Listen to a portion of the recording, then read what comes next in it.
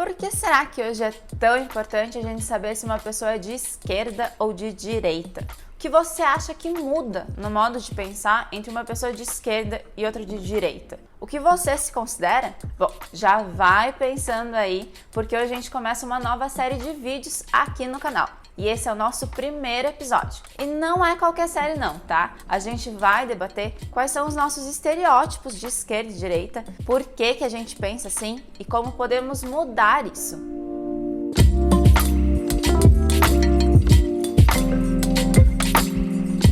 Se você chegou agora por aqui, já se inscreve no canal para não perder os próximos episódios. E se você já nos acompanha, já sabe, curte o vídeo e deixa aqui nos comentários a sua opinião, dizendo o que você achou sobre o tema. Diz a história que os termos esquerda e direita, como posições políticas, foram criados durante a Revolução Francesa, lá no século XVIII.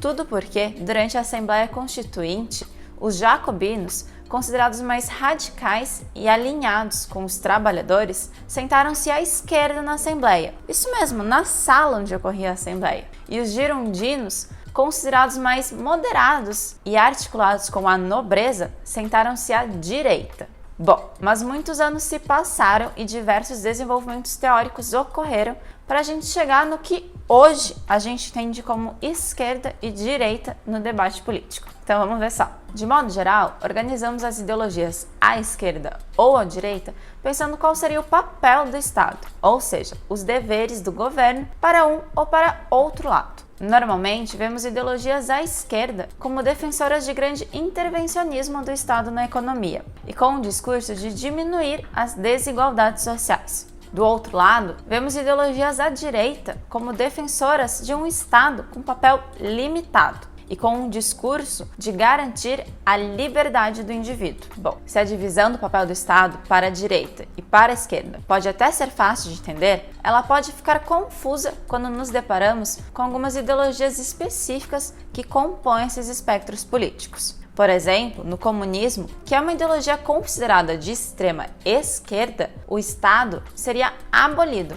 Isso mesmo, sem Estado. Quer outro exemplo? Alguns países ditos como liberais, ou seja, de uma ideologia política considerada de direita, apresentam práticas de intolerância a diferenças religiosas. Não entendeu? Lembra comigo. A gente falou que quase sempre definem uma pessoa como de direita porque ela defende a mínima intervenção do Estado, né? E essa mínima intervenção do Estado seria justificada para garantir a liberdade do indivíduo. Bom, mas então se um Estado ou uma pessoa defende a mínima intervenção do Estado para garantir a liberdade, mas esse país ou essa pessoa não defende ou permite a liberdade religiosa, não seria contraditório? Bom, mas e por que essas confusões acontecem? Geralmente porque não levamos em conta as diferentes correntes de pensamento dentro da própria esquerda ou da própria direita. Ou seja, achamos mais fácil resumir tudo apenas em esquerda ou direita. Para entender isso melhor, a gente pode usar a bússola política. Basicamente, é um plano cartesiano que considera o comportamento das esquerdas e das direitas a partir da dimensão econômica e da dimensão social.